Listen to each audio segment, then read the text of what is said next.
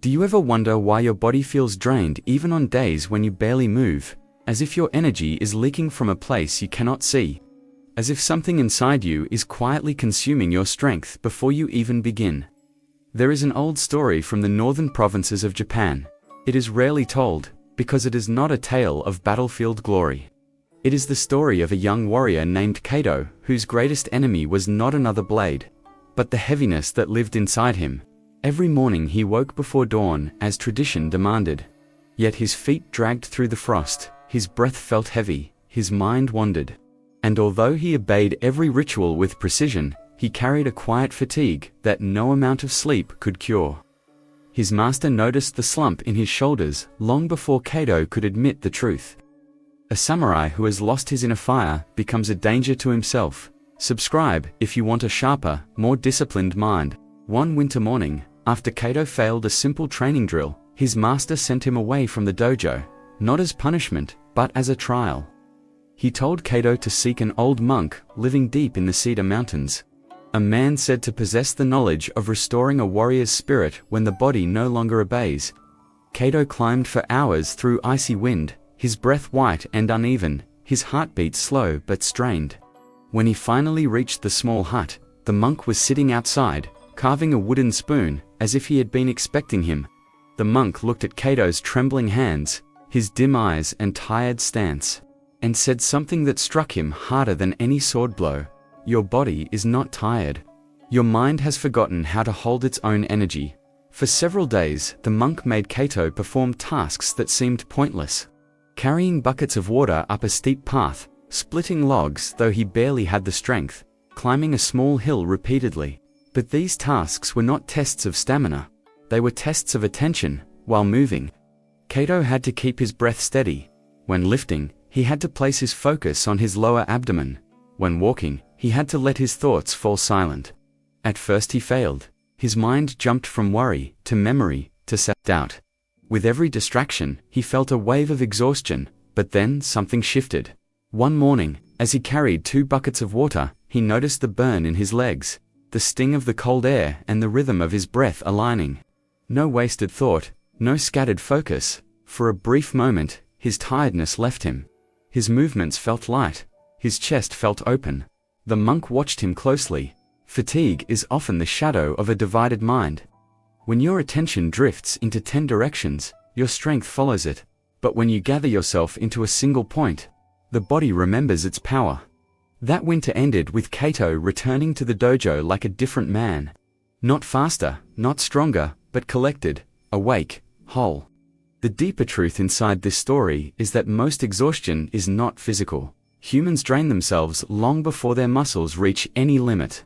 The real exhaustion comes from scattered attention, unresolved emotions, invisible hesitation, and the mental noise that never stops humming beneath everything you do. When your identity is stretched thin across old regrets, future fears, and unspoken pressures, your nervous system lives in a constant tension.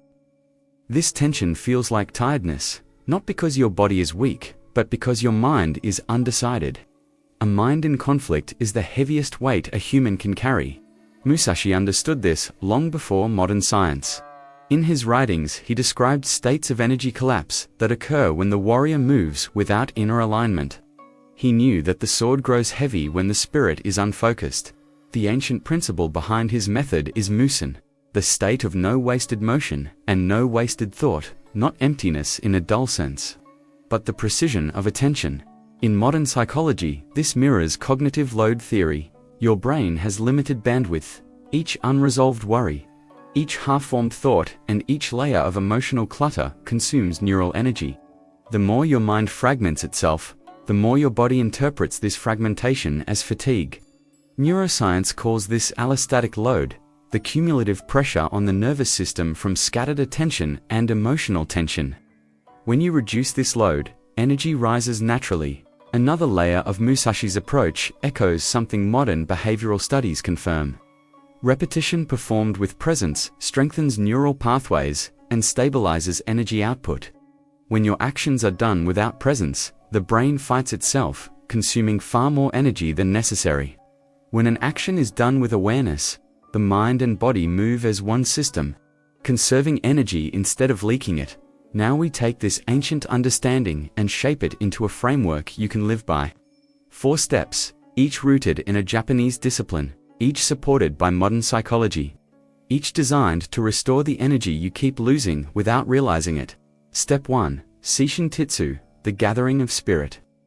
This is the emotional act of pulling yourself into one place instead of scattering across memories and worries. When your emotions remain uncentered, your fight or flight system burns fuel constantly, leaving you depleted, even on calm days. Scientifically, this means lowering cognitive noise and reducing sympathetic activation. The action is simple. When you feel tired, do not rush to caffeine or distraction. Sit for 60 seconds.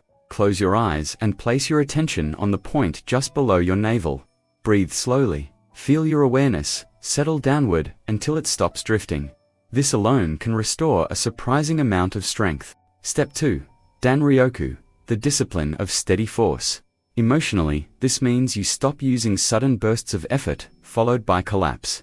Warriors, trained to sustain rather than explode, modern physiology confirms that erratic output destabilizes your energy system. Instead, you create a rhythm, pick one task and work on it for 10 minutes with full presence. When your mind starts to wander, gently bring it back. This stabilizes neural patterns and reduces internal friction. Over time, your endurance increases, not through intensity, but through consistency. Step 3. Kokyu Chawa, the harmony of breath. In ancient schools, breath was treated as the bridge between spirit and movement. Fatigue often comes from shallow breathing that never fully signals the nervous system to calm. Neuroscience agrees. Deep diaphragmatic breathing improves oxygen flow and reduces cortisol spikes that drain energy. Your action is to take 3 slow breaths whenever you feel the heaviness begin to rise. Inhale for 4 seconds, hold briefly, exhale for 6. This shifts your state faster than willpower ever could. Step 4. Joshin, the quiet heart. This is the emotional practice of removing unnecessary internal commentary. Most exhaustion hides inside the stories you tell yourself. I am behind, I am failing, I am not enough. These narratives activate the brain's default mode network, which consumes enormous energy. Cognitive reframing shows that changing the story changes the load on your mind. Your action is simple. When the tired thoughts appear, answer them with one line, return to the present task. This trains your brain to conserve energy by staying where it is instead of wandering into draining internal monologues. When you weave these steps together, something subtle begins to shift. You stop leaking energy through anxiety, hesitation, and scattered thought. Your attention becomes stronger, your breathing becomes deeper. Your actions require less force because they are no longer weighed down by internal conflict. This is the transformation Musashi spoke of. Not the brutal endurance of a warrior who never rests, but the sharpened presence of one who wastes nothing. In the end, the lesson is simple. Discipline sustains you in ways motivation never can. Motivation rises and falls like weather. Discipline is the structure that holds your energy, even when your desire fades. When you bring your spirit into one place, when you move with steady force, when your breath and your thoughts align, tiredness loses its grip. You begin to feel like a person who is fully here. Not divided, not drained, not lost in the noise of unseen battles. If you felt something in these words, if a part of you is ready to reclaim the energy you keep giving away, walk this path with me again, subscribe, and let each lesson sharpen you slowly. Like a blade restored to its purpose by steady hands,